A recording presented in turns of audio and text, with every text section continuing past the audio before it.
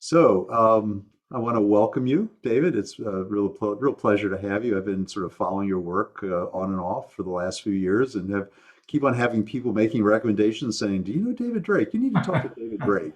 And so it's been a nice serendipity to finally make the connection Mm, and have a chance to sit and talk with you about your work. And I see lots of intersections with what you have been doing over the last many years with some mhm, thinking and work that I've been doing. So obviously, share a lot in common with regard to narrative, and mm, we'll spend as much as time as we can talking about narrative and how it interweaves with your work with coaching and mm, working with organizations and helping them transform.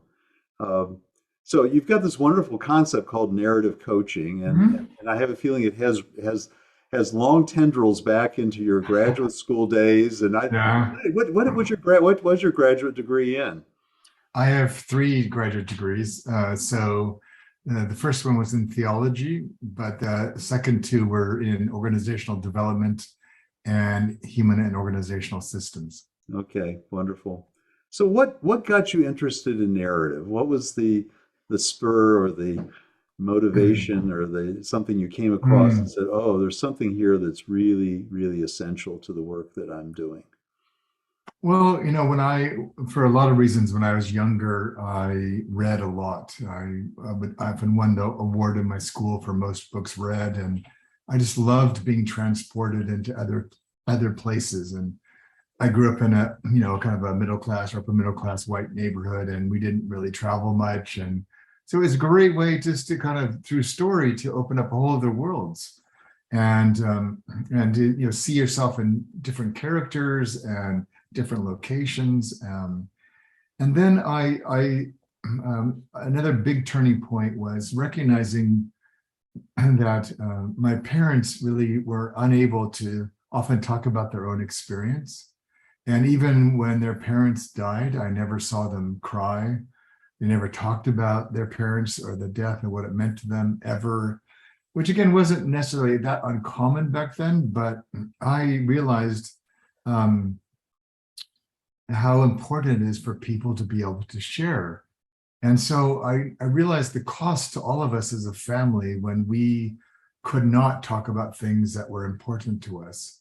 And I kind of made a vow when I was quite young that when I grew up, I was going to help people be able to talk about things that mattered to them. And of course, it all revolves around stories about lost loved ones or great adventures. And so I just became fascinated by using stories to help people share of themselves. Mm, Yeah. So yeah, so how interesting. And so when did you start your work with actual coaching itself and really enter into the world of coaching? So that would have been in 1997. So I think we had the first gathering of coaches in Oregon at my house.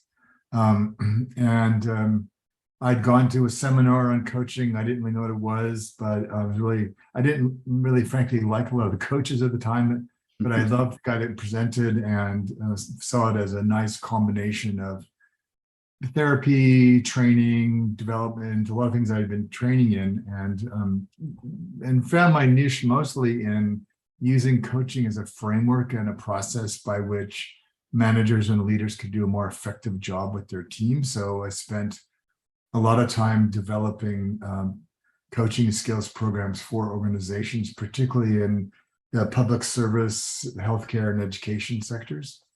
Um, yeah. Mm-hmm. And And that, go hmm. ahead.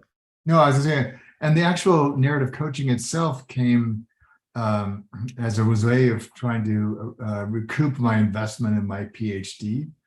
So my and I went and I did that. I've made I don't know how many times more than it cost me to get my PhD, but all the original data and frames and models and insights from my dissertation made its way into the formation of narrative coaching. And the other piece was at the time, again, from one of my own family stories of which was I put a lot of emphasis on modesty. And I realized that I had more ambitions. I wanted to do more with my life. And so I remember having this sort of epiphany that I could turn my dissertation, that I was onto something. And as I started to go to early coaching events, I realized, because I had a background as a grief counselor, so I felt I had a pretty good grasp about how people actually changed through sharing their stories.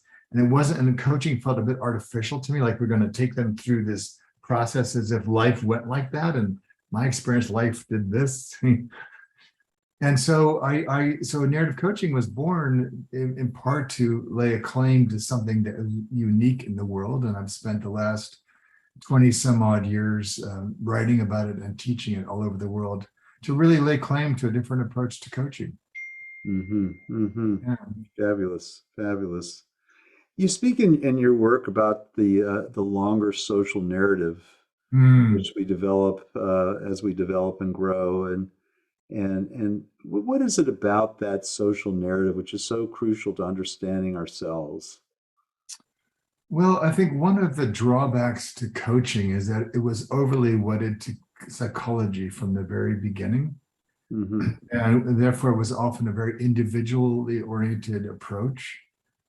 And my first degree was in sociology. And so I can't not see systems and the collective and the social narratives that shape our identity. So again, one of the unique things about narrative coaching is it's very focused on identity because it's the root of all change. And we know enough about like things like performance at work that we way overemphasize individual achievement or individual development, when in reality, most of what gets in our way is not just ourselves, but the environment that we're in. Sure. And so a lot of times what we're trying to help people do is to realize you are not your story. You are not other people's stories, right? You are a human embedded in a social network of narratives. And part of your job, I believe, as an adult to mature and grow, is to become more conscious and intentional about what relationship do we want to have to these social narratives. And so you just look at like the tension between, say, Trump voters and Black Lives Matter activists.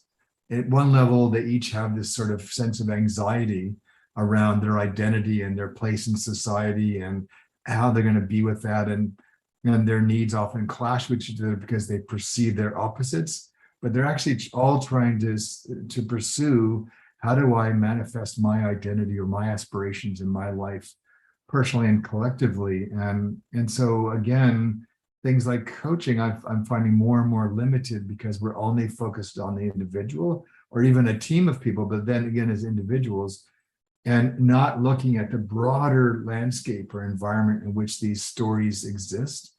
And I think a lot of coaches don't fully appreciate what it takes for an adult to change, particularly to go back into an environment that may not be welcoming to their transformed narratives. And if we don't pay attention to that, we set our clients up for failure. And so we do a lot of work to not set goals for later, but actually to create experiences now so people get a felt sense for what it's like to take the new story home. Right. And you talk a little bit about safety and how the Yeah, importance of safety. And without that, obviously, it is almost impossible to step into a new narrative, I think. correct. Yeah. Yeah. Uh, so, it's interesting about social narratives. And in my work, I've been, doing a lot of thinking about this. And the question is, how do uh, we all grow up with a story? We're born into a story. Mm-hmm. The story left the train station before Yeah, we even arrived. right. And and I think part of the maturation process is coming to an understanding is that story that I was immersed in and sort of pickled in as a child, as a growing adolescent, may not serve me any Mm, longer. yeah, It does require some awareness and reflection and being able to step outside of the story and go, oh, that's just a story that's my family system story. right. And there are other possible narratives that I could embrace. Yeah. Yeah.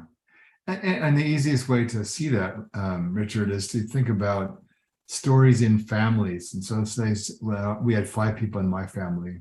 Um, um, and if you were, and for events that we all shared, if you were to interview each of us to tell the story about that event, you'd get 5 different stories about the exact same event. Right. And so there are realities that people encounter, like racism, that need to be taken very seriously. And in the end of the day, they're all stories. And that even adverse circumstances are often an extension of stories of others that they may have inflicted on us, or but again, it's just like looking at selves and realities and stories and realizing that's quite a mix. And so it's being in our work, we focus a lot on helping people be more aware without judgment of what is. Like, what is that current configuration of identity, story, and reality? And how's that working for you? And if there's something that needs to change, which of those 3 dimensions do you want to pay some attention to? But again, because so many of us have shame or blame or other things attached to our stories that we don't like, if we don't deal with that first, the changes that we create won't stick. Sure. So we just want to help people be present to or situate themselves in what's true for you right now. Mm-hmm. Mm. Yeah.